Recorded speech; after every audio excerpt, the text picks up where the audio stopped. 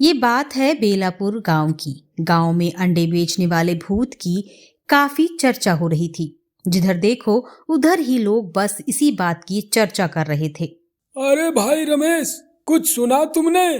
किस बारे में भाई? अरे उस अंडे बेचने वाले भूत की बात कर रहा हूँ। हाँ भाई हाँ, जो कोई भी उस भूत की नजरों में आया जिंदा नहीं बचा। इसलिए तो तुम्हें सुनसान रास्ते से शॉर्टकट लेने से मना कर रहा था। अरे चल, मैं हूं ना, कुछ नहीं होगा। तभी उनके पीछे से एक भयानक सी आवाज आती है, जिसे सुनकर दोनों दोस्त डर जाते हैं। अंडे ले लो अंडे। भाई साहब, क्या आपको अंडे चाहिए? नहीं नहीं, हमें अंडे नहीं चाहिए, आप कहीं और जाओ। ले लो ना साहब, इस ठंड में आपको अंडे खा के मजा आ जाएगा। हमें नहीं खाने अंडे, आप कहीं और क्यों नहीं चले जाते? उस अंडे बेचने वाले का शरीर बदल जाता है।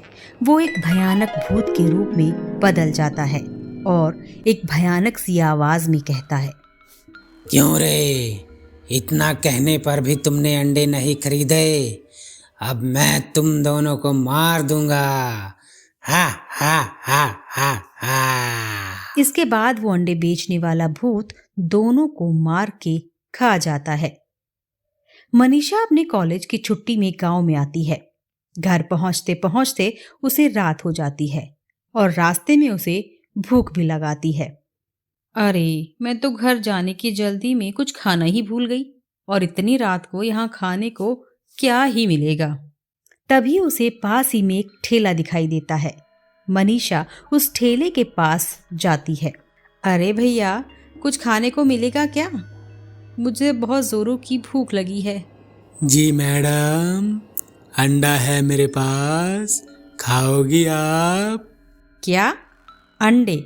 इतनी रात को अंडे कौन खाता है? मुझे लगा कुछ अच्छा होगा। ले लीजिए ना मैडम, इस ठंड में अंडा आपके लिए फायदेमंद है।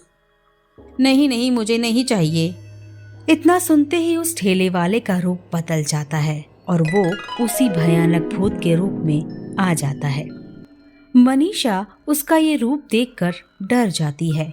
तभी वो अंडे बेचने वाला भूत उसे मार देता है। गांव में अंडे बेचने वाले भूत का खौफ बढ़ता जा रहा था।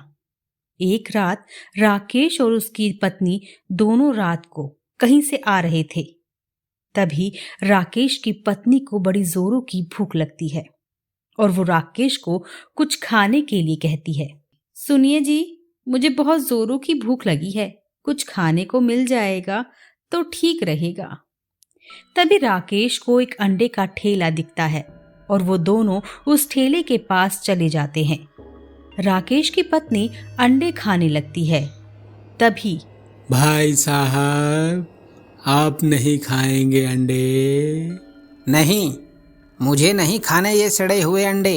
इतना कहते ही अंडे वाला अपने भयानक भूत के रूप में आ जाता है। क्या कहा तुमने?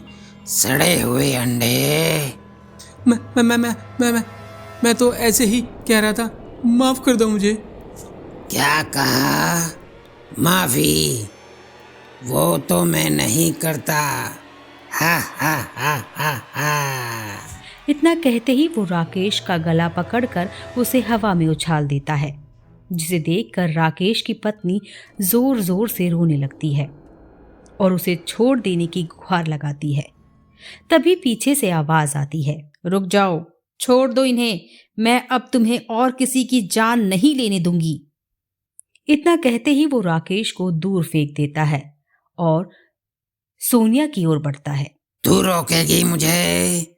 रुक, तुझे भी बताता हूँ। मैं नहीं डरती तुम जैसे भूत से। तुम क्या जानो किसी अपने के मारे जाने का दर्द क्या होता है। इतना कहते ही अंडे बेचने वाला भूत रुक जाता है और अपनी इंसानी रूप में आ जाता है। वो सोनिया को अपनी दुख भरी कहानी बताता है। पहले मैं भी तुम्हारी तरह बहुत खुशनसीब था। मैं और मेरी पत्नी यहाँ दोनों मिलके अंडे का ठेला लगाते थे। वो और उसकी पत्नी दोनों अंडे का ठेला लगाते थे।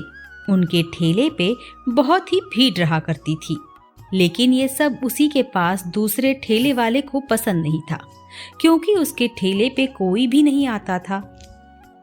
ये सब देखकर वो ठेले वाला उनसे जलने लगता था।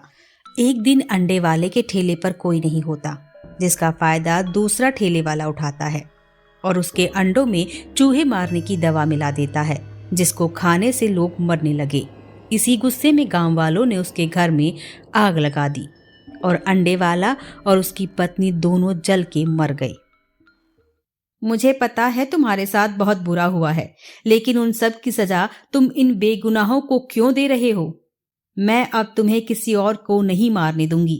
इतना कहते ही साथ में आए बाबा मंत्र पढ़ने लग जाते हैं और भूत जोर जोर से चिल्लाने लगता है और फिर भूत की मुक्ति हो जाती है। फिर कभी गांव वालों ने अंडे वाले का भूत नहीं देखा।